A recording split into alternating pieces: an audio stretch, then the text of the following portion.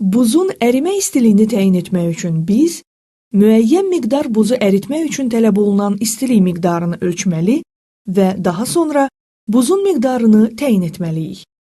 Buza bu istilik müəyyən gücə malik qızdırıcı vasitəsilə təmin ediləcək. Qızdırıcının buraxdığı istilik miqdarı enerji vurulsun qızdırıcının iş vaxtına bərabərdir.